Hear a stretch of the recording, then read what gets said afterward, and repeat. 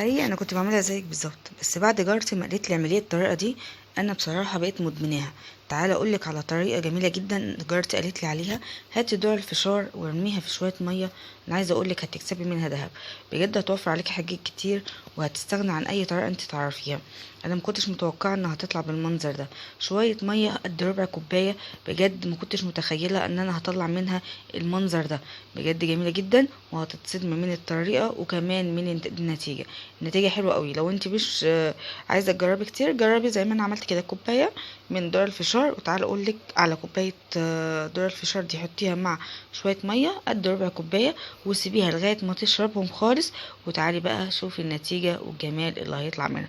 قلبي فيها كده شوية، مش تاخد معاكي وقت ولا حاجة. هي ربع كوباية مية ونزليهم فيهم. خليها تغلي شوية وبعد كده هقولك هتعملي ايه. بس اهم حاجة انها تشرب المية خالص زي ما انت شايفة كده هتشرب المية.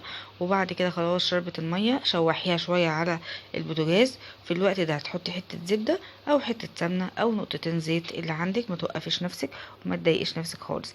اي حاجة عندك تحطيها. يعني الناس كلها مش هتوقف نفسها على حاجة مش موجودة عندها. احنا هنتصرف وكل حاجة هتبقى زي الفل. تشوحيها تشويحة حلوة زي الفل كده. اهم حاجة ان انت ما تسيبيهاش خالص خالص، لان ما بتاخدش ثواني، ما بتاخدش ثواني خالص على النار بالشكل ده. كده خلاص اتشوحت حلو قوي مع حته الزبده. في الوقت ده هحط شويه الملح، اي بقى كميه براحتك بتحبيها مظبوطه حادقه عد ما براحتك. حطي شويه ملح وقلبيها كويس جدا. في الوقت ده غطي بقى وشوفي الكميه اللي هيطلع منها. عايزه اقولك هتطلع كميه كتير، وغير كده لونه هيبقى ابيض وجميل وكميه رهيبه. وفي ساعات كده بيبقى حتت كده لما بتعمليه بالطريقه العاديه بيبقى حتت ناشفه ومش حلوه بتوجع سنانك. لا الطريقه دي هيبقى مقرمش، هيبقى حلو قوي، هيبقى تاني. بصي دايب دوب كده هيبقى عامل زي الزبده. بألف هنا وشفا وتجربيها مش هتندمي.